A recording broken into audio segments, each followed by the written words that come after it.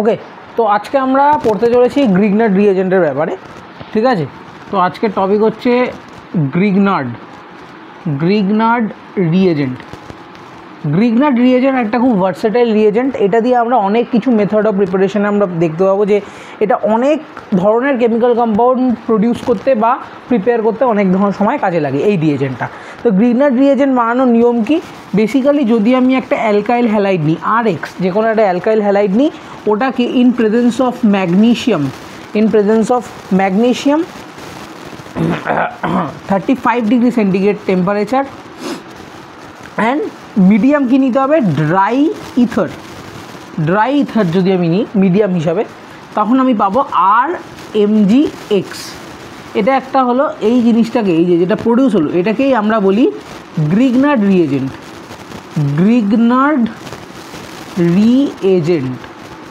এটা একটা type of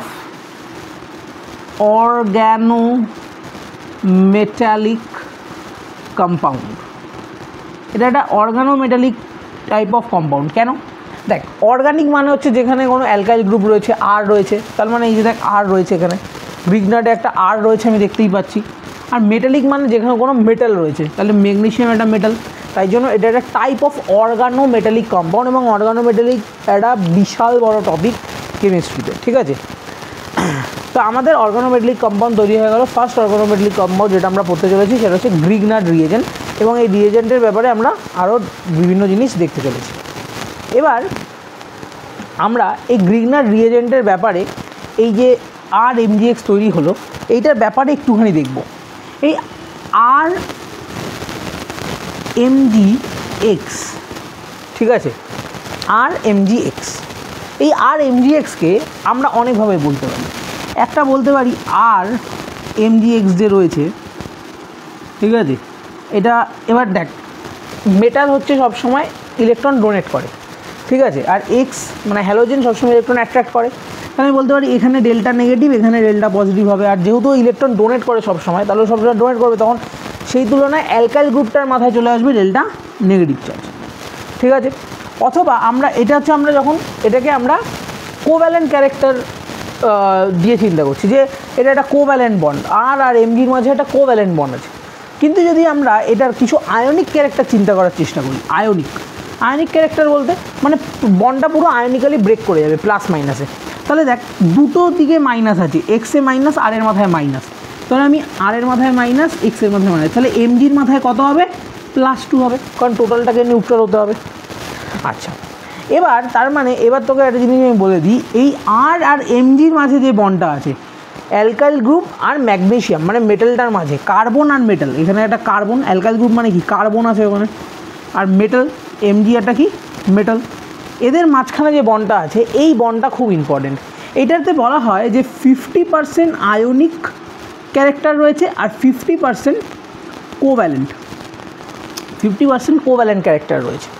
ঠিক আছে, 50% আয়নিক, 50% কোভ্যালেন্ট। এবার বিভিন্ন রিয়াকশনের সময় বিভিন্ন ক্যারেক্টারটাকে দিয়ে আমরা এটাকে ডেসক্রাইব করার চেষ্টা করি, সেটা আমরা দেখব পরবর্তীকালে। এবং এই MgRX এইটা মোস্টলি আয়নিক, মানে ম্যাক্সিমামটাই আয়নিক ক্যারেক্টার হিসাবে কনসিডার করা হবে। ঠিক আছে, এটা মোস্টলি আয়নিক ক্যারেক্টার হিসাবে এটাকে কনসিডার করা হবে। ক্লিয়ার? আচ্ছা, এবার একটু এই যে রিয়াকশানটা লিখলাম এটার একটু মেকানিজমটা বোঝার চেষ্টা করি, এটা হয় কীভাবে। এটা একটা র্যাডিক্যাল মেকানিজম। আমি একটা কথা আজকে বলে দিচ্ছি, যে কোনো কেমিস্ট্রিতে যে কোনো কেমিক্যাল রিয়াকশানে যখন কোনো মেটাল ইনভলভ থাকে ম্যাক্সিমাম টাইম দেখতে পাবি, ঠিক আছে, ওখানে র্যাডিক্যাল ফর্মেশন হয়। র্যাডিক্যাল ফর্মেশনের মাধ্যমে রিয়াকশানটা কন্টিনিউ হয়। তাহলে এখানে দেখবো আমরা কীরকমভাবে হচ্ছে। দেখ, RX যদি আমার হয়, ঠিক আছে, এখানে ফার্স্ট কী হবে? হোমোলাইটিক ক্লিভেজ মানে কি? হোমোলাইটিক ক্লিভেজ মানে এই একটা বন্ড তো দুটো ইলেকট্রন দিয়ে তৈরি, RX-এর দুটো ইলেকট্রন দিয়ে তৈরি। এই একটা ইলেকট্রন চলে যাবে X-এর কাছে, একটা ইলেকট্রন চলে যাবে R-এর কাছে। ঠিক আছে, একটা ইলেকট্রন চলে যাবে X-এর কাছে, একটা ইলেকট্রন চলে যাবে R-এর কাছে। তাহলে কি প্রডিউস হবে? R radical plus X radical.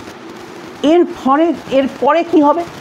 এবার তুই যদি ম্যাগনেসিয়ামকে দেখিস, এবার তুই একটু ম্যাগনেসিয়ামের ইলেকট্রনিক কনফিগারেশন ম্যাগনেসিয়ামে হচ্ছে 12, তাহলে 1s2 2s2 2p6 আর 3s2, তাহলে আউটার শেলে ম্যাগনেসিয়ামের কতগুলো ইলেকট্রন আছে?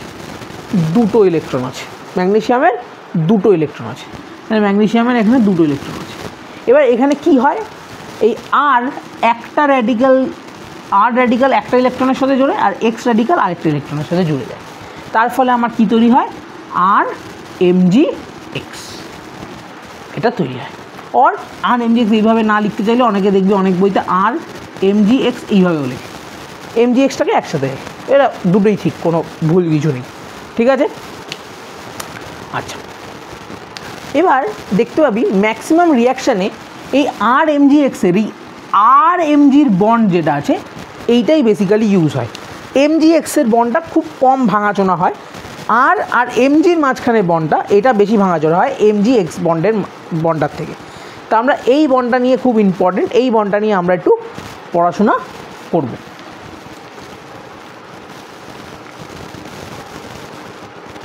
আচ্ছা, কেউ যদি জিজ্ঞেস করে আমরা কেন গ্রিগনার রিয়েজেন্ট পড়বো, কেন গ্রিগনার রিয়েজেন্টের ব্যাপারে জানতে চাই, কারণ গ্রিগনার বলবি তখন যে গ্রিগনার রিয়েজেন্ট খুব ভালো একটা রিয়েজেন্ট যেটা দিয়ে আমরা প্রচুর ধরনের কেমিক্যাল কম্পাউন্ডস প্রিপেয়ার করতে পারি, ঠিক আছে। দেখবি আমার নোটসের মধ্যে লেখাও রয়েছে। এবং ড্রাই ইথার কেন ইউজ করা হয়, এটা খুব একটা ইম্পর্ট্যান্ট প্রশ্ন।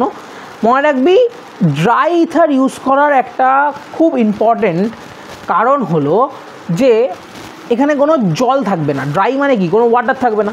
তাহলে যদি ওয়াটার থাকে তাহলে কি হবে, দেখ যেহেতু আমরা জানি আর এমজিএক্স এটাকে আমরা আর প্লাস এমজিএক্স মাইনাস এইভাবে ভাঙতে পারি আয়নিকে, ঠিক, সরি উল্টো করলাম, আর মাইনাস এমজিএক্স প্লাস এইভাবে ভাঙতে পারি, ঠিক আছে। এবার আমাকে একটা কথা বলবি, আজ তুই যদি প্রবলেম হয় এরকম লিখে দিবি এমজি প্লাস 2x মাইনাস, তাহলে আর মাইনাস।